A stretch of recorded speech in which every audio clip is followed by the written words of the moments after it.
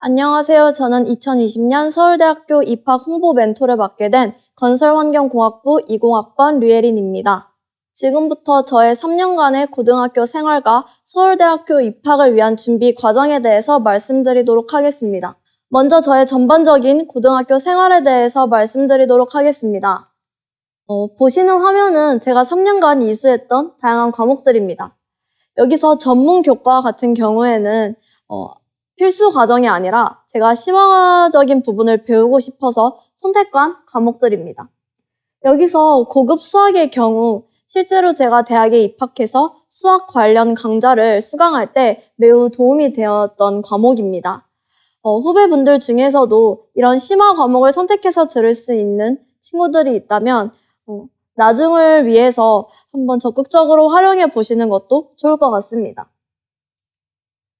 다음으로 제가 이수했던 다양한 수업들 중에서 저에게 의미가 있었던 과목들에 대해서 소개해드리고자 합니다. 먼저 물리 1과 물리 2 과목이 저에게는 매우 도움이 되었던 과목이었습니다. 물리는 모든 공학 분야의 기반이 되는 학문입니다. 그래서 물리에서 배웠던 정리가 다른 과학 과목이나 혹은 수학에서도 유용하게 활용이 된다는 점을 알 수가 있었습니다. 저는 물리 수업 시간에 배웠던 개념들을 토대로 다양한 탐구 활동을 진행을 했습니다. 예를 들어 물리 1에서 굴전류 법칙을 배우고 이를 수학 과목과 연계해서 전통 가옥 구조 중 기와의 기하학적 원리와 건축적인 특징에 대해서 탐구하는 활동을 수업 시간에 진행한 적이 있었습니다. 또한 물리 2에서는 벡터를 통한 힘의 합성과 분해를 배우고 이를 심화적으로 활용해서 건축 구조 양식 중 하나인 트러스 구조의 안정성에 대해서 탐구하는 활동을 진행했습니다. 다음으로는 의외라고 생각하실 수도 있겠지만 생활과 윤리 과목이 저에게는 매우 의미가 있었던 과목이었습니다. 이 생활과 윤리를 통해 저는 인문사회적 지식을 습득할 수 있었고 이를 통해 더 넓은 공부를 할 수가 있었습니다. 저는 생활과 윤리에서 배운 개념들을 토대로 도시 재개발의 윤리적 문제와 해결책을 탐구하면서 도시공학의 다양한 하위 분야들 중에서도 도시 재생에 대해서 본격적으로 관심을 가지기 시작했습니다. 저는 이렇게 수업 시간에 배운 다양한 개념들을 활용을 해서 심화 주제를 선정해 교과 연계 탐구 활동을 많이 진행을 했었는데요. 이에 대해서 좀 더 구체적으로 제가 교과 연계 활동을 한 과정들에 대해서 말씀드리도록 하겠습니다. 먼저 저는 학교 수업을 통해서 탐구에 필요한 지식들을 습득했습니다. 모르는 부분에 있어서는 선생님께 질문을 드리거나 혹은 따로 인터넷 자료를 조사를 해서 부족한 부분을 보충해 나갔습니다. 그리고 많은 학생들이 교과 연계 활동을 할 때 어려움을 겪는 부분이 바로 주제 선정입니다. 그래서 저는 주제 선정을 할 때 나름의 기준을 가지고 선정을 했는데요. 수업 시간에 배운 내용 중에서 진로와 관련해서 제가 심화적으로 알고 싶은 부분에 대해서 생각을 해본다던가 혹은 다른 과목과 연계해서 해결할 수 있는 문제점에 대해서 중심으로 그 주제를 선정해보기도 하였습니다. 예를 들어서 과학 과목 같은 경우에는 수학과 연계해서 과학적 원리를 활용해 수학 공식을 증명하는 탐구를 진행할 수 있을 것이고 혹은 과학과 사회를 융합해서 과학기술의 문제점과 해결책을 탐구하는 그런 활동도 진행해 볼 수 있을 것입니다. 또한 교과서를 보면 매 단원 끝 페이지에 그 단원에 해당하는 개념들을 실생활에 적용시키는 그런 사례들이 나오는 페이지가 있습니다. 그 페이지를 참고하면 주제 선정에 더 많은 도움이 될 수 있습니다. 이렇게 주제를 선정하고 난 다음에는 이제 본격적으로 교과 연계 탐구 활동이 시작됩니다. 교과 연계 탐구 활동의 기반이 되는 것은 단연 교과서입니다. 교과서의 본문 내용뿐만 아니라 날개 부분이라든지 부록까지 참고를 해서 꼼꼼하게 읽어보면 탐구에 필요한 많은 정보들을 습득할 수 있습니다. 또한 인터넷 자료를 조사하거나 책을 보거나 혹은 제가 연구하고자 하는 심화 주제에 관련된 논문을 한두 개 정도 살펴보는 것도 탐구 활동에 큰 도움이 되었습니다. 다음으로는 저의 3년간의 주요 수상 내역들입니다. 제가 학교를 다니면서 여러 대회에 참여를 해보니 느낀 점이 한 가지 있었습니다. 경시대회와 같이 단순 문제풀이 대회보다는 독서 토론 대회와 같이 일련의 과정들이 있는 그런 대회가 저에게는 더 큰 도움이 되었다는 것이었습니다.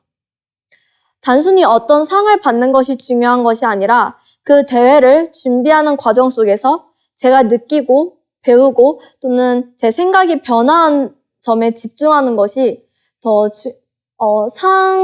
대회를 준비하는데 더 중요하게 생각될 부분이라고 저는 느꼈습니다.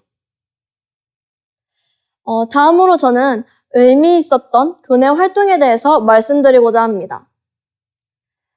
제가 했던 다양한 교내 활동들 중에서 저에게 의미 있었던 첫 번째 교내 활동은 2학년 1학기 때 진행한 진로 맞춤 창의 연구 프로그램이었습니다. 저는 패시브 하우스의 원리를 활용한 학교 도서관의 열 효율성 증대를 주제로 4인 공동 연구를 진행을 했습니다. 평소에 학교 도서관 내 냉난방 효과가 너무 안 좋아서 저와 친구들이 모두 공부를 하는 데 있어서 많은 불편함을 느꼈었는데요. 이 경험을 계기로 본 탐구가 진행이 되었습니다. 책을 읽고 단열재와 단열 방법에 대해서 실험을 진행을 하였고 학교 도서관에 적용시키면 좋을 단열재와 단열 방법을 선정을 했습니다. 이 연구활동 같은 경우에는 제가 진로와 관련되어서 진행한 첫 번째 탐구활동이었기 때문에 더욱 의미가 깊었습니다. 이전까지는 저는 탐구에 대해 매우 소극적인 자세를 가지고 있었지만 경험을 통해서 문제점을 인식을 하고 실험을 통해서 해결책을 도출을 하는 과정에서 전 과정에 참여를 하게 되면서 탐구에 대해 보다 적극적인 자세를 지닐 수 있었습니다. 또한 제가 실험을 통해서 도출한 효과적인 단열재와 단열 방법을 학교 도서관뿐만이 아니라 실제 다세대 주택이나 단독주택에도 적용시킬 수 있을까라는 의문을 제기하면서 도시재생과 관련해서 보다 구체적인 목표를 수립할 수 있었습니다. 다음으로 저에게 의미 있었던 교내 활동은 독서토론 프로그램과 독서토론 대회였습니다. 저는 2학년 때 1년간 과학기술과 인간 사이의 관계를 대주제로 설정해서 조원들과 함께 책 5권을 읽고 지속적으로 토론을 진행해 왔습니다. 1년간 토론을 진행을 하면서 저는 과학기술에 대해서 보다 다양한 관점을 가질 수 있게 되었습니다. 그리고 이 다양한 생각들을 바탕으로 학년 말 독서토론 대회에 참여하면서 제가 가지고 있었던 생각들을 말로 표현해보는 연습을 할 수 있었습니다. 멋진 신세계를 읽고 독서토론 대회를 진행을 했었는데요. 이 과정에서 공학도에게는 과학기술에 대한 비판적 관점을 가지는 것이 무엇보다 중요하다는 것을 알게 되었고 이를 위해서는 인문사회적 요소가 기반이 되어야 한다는 것 또한 알게 되었습니다. 저는 이때 느꼈던 점을 통해서 도시 개발의 이익과 원주민의 권리 간의 균형점에 대해서 친구들과 심화적으로 토론을 해보기도 하였습니다. 세 번째로 저의 공부 방법에 대해서 말씀드리도록 하겠습니다. 저는 우선 수업 시간이 공부하는 데는 그 무엇보다 중요하다고 생각했습니다.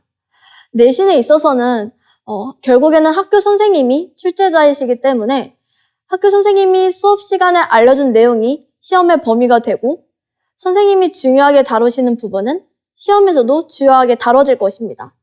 그렇기 때문에 저는 수업 시간에는 그 누구보다 충실하게 참여를 했고 중요한 부분은 꼼꼼히 필기하려고 지속적으로 노력을 해왔습니다. 그리고 제가 가장 강조하고 싶은 부분은 바로 반복학습입니다. 저는 3년간 반복학습을 통해서 시험을 준비하면서 많은 효과를 볼 수 있었습니다. 저는 시험 기간에 교과서나 또 선생님이 주신 유인물은 최소 5번 이상은 정독을 했고 한 과목당 문제집을 많게는 2권까지만 구매를 해서 한 문제집당 최소 3번씩 반복해서 풀어보았고 오답도 마찬가지로 반복해서 정리를 했습니다.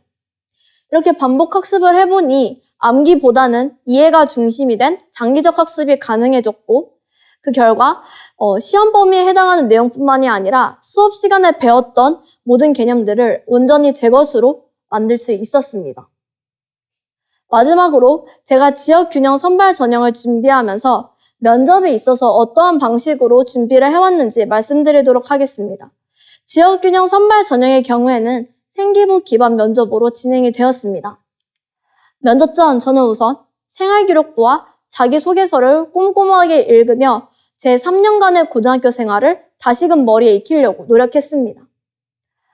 자기소개서와 생활기록부에 담긴 다양한 활동들을 계기, 내용, 느낀점 순서대로 정리하며 제가 어떠한 활동을 해왔는지에 대해서 조금 더 완벽하게 숙지하려고 노력했고 필요한 활동들에 한해서는 인터넷 자료나 책을 통해서 부족한 부분을 보충하기도 했습니다.